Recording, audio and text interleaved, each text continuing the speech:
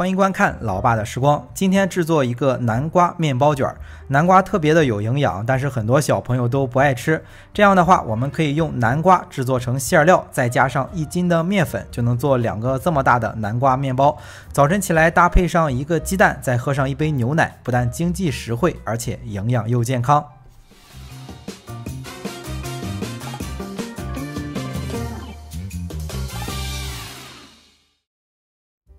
首先来处理一下南瓜，大概是700克左右吧。把皮和籽去掉，然后切一下，放在蒸锅里蒸熟。南瓜是一种非常有营养的蔬菜，含有丰富的胡萝卜素和维生素。平时不太爱吃南瓜的朋友，可以试试做成这款好吃的南瓜面包。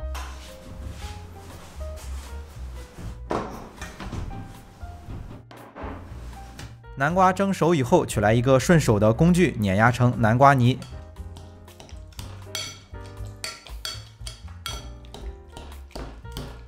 南瓜一共准备了700克，别管是蒸熟之后是多少，碾压成泥之后取出来200克，放在和面盆中，一会儿需要用这200克来和面，剩余的我们制作成馅料。制作馅料就是把南瓜泥倒在锅中，炒出多余的水分，尽量用不粘锅吧，好操作一些。炒的时候火候不宜过大。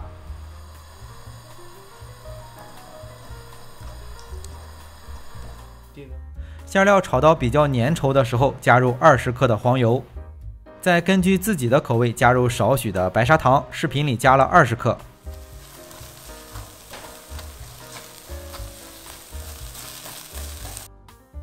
简单的翻炒几下之后，再加入20克的麦芽糖，能让馅料变得更粘稠。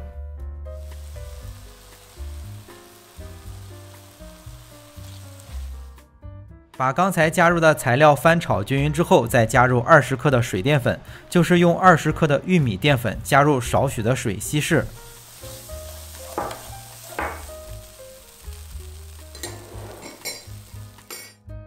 简单的翻炒均匀之后，如果想吃奶香味道更重一点的，可以再加入10克的奶粉。加入白糖是为了增加甜度，加入麦芽糖是为了增加馅料的粘稠度，加入水淀粉是为了进一步增加馅料的粘稠度。如果全都用麦芽糖的话就太多，而且炒出来的馅料发黑，吃起来味道怪怪的。如果不加麦芽糖和水淀粉，制作出来的馅料会太稀，烤出来的面包会开裂。最后馅料炒到很粘稠，但是还有流动性的时候就行了，然后盛出放在一旁放凉备用。接下来和面，在刚才准备的南瓜泥里面依次加入100克的牛奶、50克的白砂糖、2个中等大小的鸡蛋，大约每个60克左右。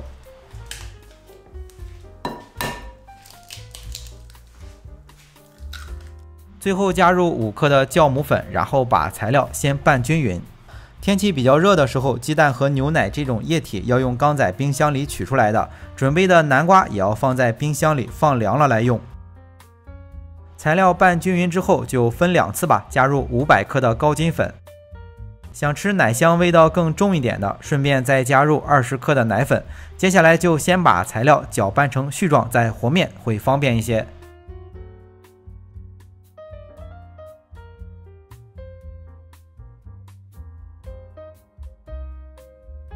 搅拌成絮状之后，再加入30克的黄油、2克的盐，然后下手和成一个光滑的面团。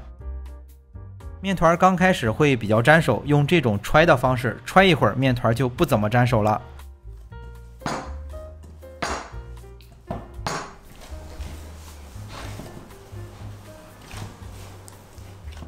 面团揣均匀之后拿到案板上，然后就像洗衣服一样再揉个几分钟。做这个面包不需要揉出手膜，揉光滑就行了。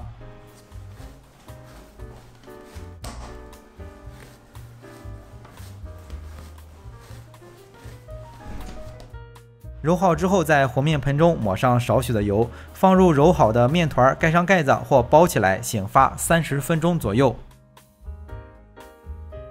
面团醒发好之后就可以来制作了。如果感觉面团比较粘手，可以在案板上抹上少许的油再操作。醒发好的面团不需要再揉面了，取出来直接1分为2就行了。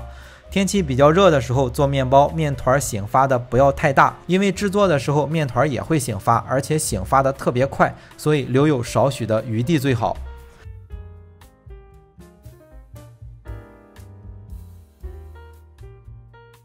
简单的规整一下分出来的面团，规整成正方形，然后取来擀面杖，摊成大概有长宽25公分的一张面皮就行了。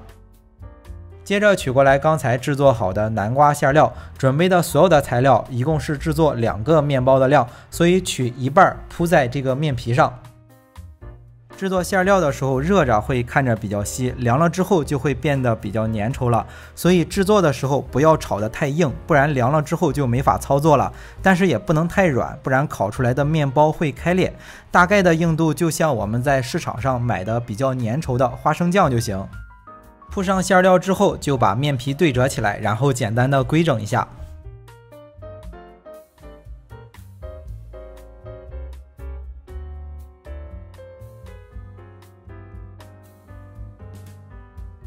接下来分享给大家一种制作简单、做出来又好看的一种盘花的做法。只需要把面皮竖着，每1指宽切成条状，拧成螺旋状之后卷起来就行了。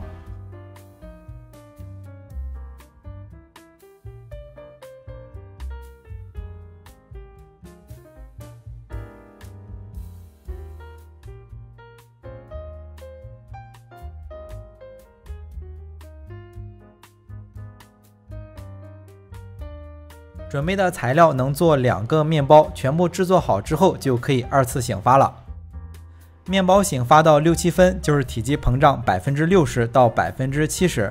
烤箱有醒发功能的会方便一些，烤箱没有醒发功能的就放进去自然醒发。有加湿功能的可以打开，没有加湿功能的可以在烤箱里面放一盘温水辅助醒发。取出来之后，在表面刷上一层全蛋液，然后撒上少许的南瓜籽或者芝麻做装饰。趁着这个时间，烤箱就可以提前升温了。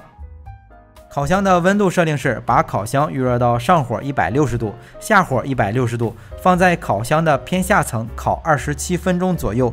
如果是比较小的烤箱，30升左右的，可以放在下层，上下的温度适当减少20到30度，因为越小的烤箱受热就会越高。如果烤制的中途表面上色严重，可以用锡箔纸简单的遮挡一下。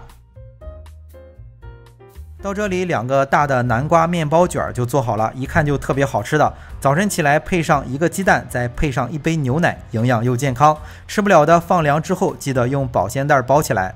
好了，为了方便大家去记视频中所需要的材料，视频下方的备注栏或留言区有文字版的配料，有问题可以在留言区留言。大家如果喜欢老爸做的美食，可以帮忙关注点个赞，谢谢大家。那今天的这期美食到这里也就结束了，也祝大家生活愉快。